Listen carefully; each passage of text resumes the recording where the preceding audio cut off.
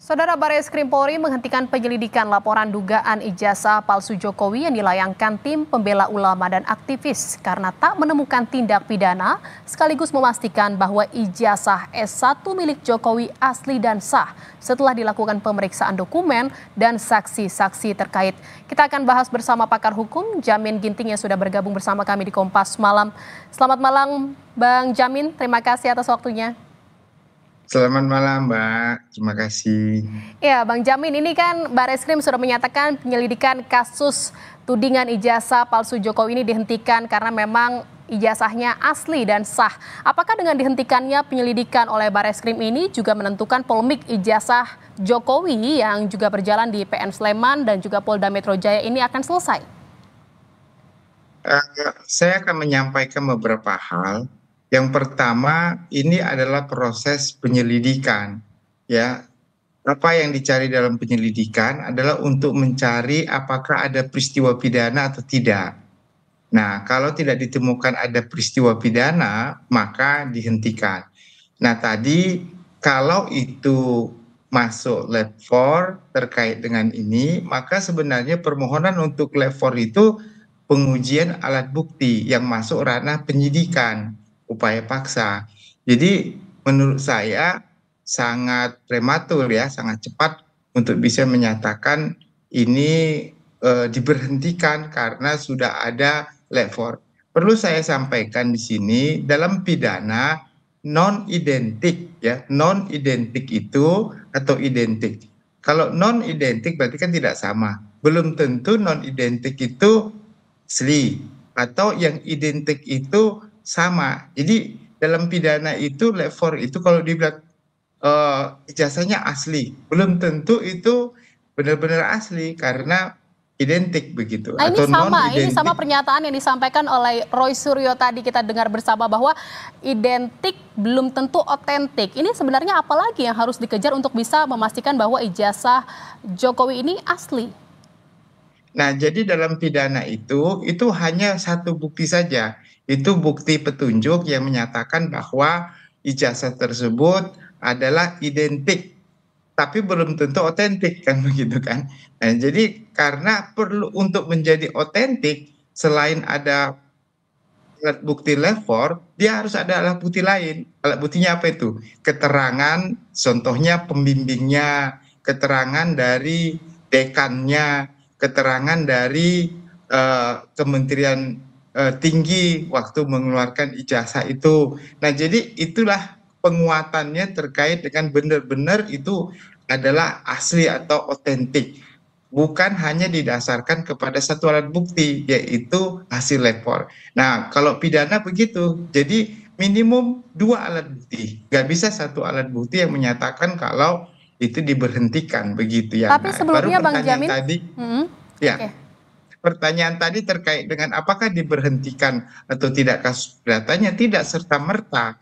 Karena keperdataan itu bukan menguji terkait dengan identitas otentiknya, tetapi keberadaannya. Keberadaan ada enggak Pak ijazah tersebut ya, ada atau tidak, bukan otentiknya. Nah, kalau tidak ada berarti selama ini memang nggak pernah ada ijazah yang dikeluarkan oleh UGM kan begitu kan. Jadi ini yang menjadi dasar hal yang berbeda. Jadi nggak serta-merta dengan pemberhentian tadi dalam proses penyelidikan, maka berhenti pula lah permohonan gugatan. Artinya masih terus berjalan ya proses hukum yang ada di PN Sleman dan juga Polda Metro Jaya?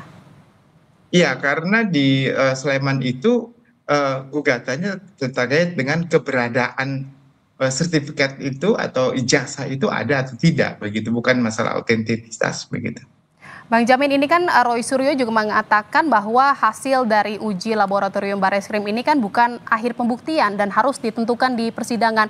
Apakah memang harus sampai ke persidangan atau ke pengadilan untuk bisa membuktikan bahwa ini memang asli ijazah Jokowi? Kalau dalam proses pidana, acaranya itu adalah kalau nanti ada unsur pidananya, ada peristiwa pidana ya berdasarkan suatu bukti yang mula-mula tadi ya, maka ditingkatkan menjadi penyidikan. Dalam proses penyidikan itulah maka saya katakan tadi ada upaya hukum lain, yaitu terkait dengan apa? Adanya lab 4, adanya keterangan ahli, adanya saksi-saksi. Nah, dari keterangan saksi, ahli, dan juga bukti lab 4 tadi, ternyata tidak cukup bukti untuk bisa menyatakan ini sebagai suatu perbuatan pidana yang bisa dituntut di pengadilan. Sehingga bisa dikeluarkan surat perintah pemberhentian penyidikan. Yang ada saat ini dalam konteks itu adalah pemberhentian penyidikan. Kenapa? Karena alat buktinya tidak cukup. Tapi kalau di penyelidikan itu sebenarnya bukan didasarkan lapor, karena lapor itu bukan menjadi dasar menyatakan peristiwa pidananya tidak ada. Apalagi kalau lapor itu seharusnya dilakukan pada saat proses penyidikan, bukan penyelidikan. Nah, jadi menurut saya harusnya ya Bareskrim itu boleh saja nggak apa-apa memberhentikan dalam proses penyidikan, tetapi sudah komprehensif kan, semuanya sudah diperiksa, bukan hanya cuma dasarnya adalah force saja untuk menyatakan ini tidak ada peristiwa pidana. Saya kira masyarakat jadi tendensius nanti menilai ini karena bekas masih ada hubungan dengan yang lainnya. Jadi tendensius. Menurut saya terlalu cepat juga ya. Harusnya di proses penyidikan kalau memang tidak ada bukti di SP3 itu lebih bijak yang dibandingkan dengan sebelumnya begitu. Tapi kan Bareskrim mengatakan bahwa memang sudah memeriksa saksi juga, ada 39 saksi yang diperiksa sejauh ini.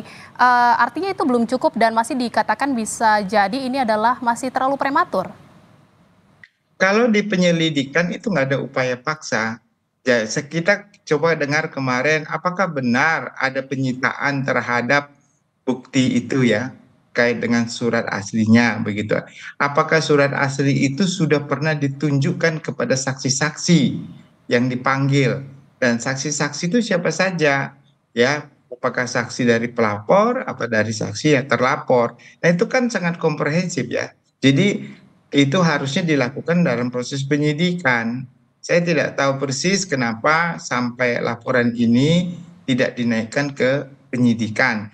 Nggak perlu penyidikan itu, ada suatu peristiwa pidana, ada, ya nggak apa-apa. Tapi nggak cukup menyatakan ini sebagai perbuatan yang dapat dituntut di depan pengadilan. Bisa seperti itu. Tapi sudah komprehensif ya, sudah komprehensif semua perbuatan itu. Jadi kalau seperti ini seakan-akan ya masyarakat menilai ini terlalu prematur untuk menyatakan Tapi dengan bahwa kondisi ini, suatu ini. Bang Jamin, singkat saja, ini apakah ada kewajiban dari Jokowi untuk bisa menunjukkan ijazahnya ke publik? Karena memang ini udah bergulir terlalu liar. Kalau ke publik saya kira tidak ya. Tapi kalau untuk proses pembuktian di pengadilan maupun proses penyidikan ya wajib itu. Itu harus kan sesuai dengan perintah undang-undang begitu, Mbak. Baik, terima kasih atas pembahasannya, pakar hukum Jamin Ginting. Terima Terima kasih kasih. Bang Jamin. Selamat malam. Malam.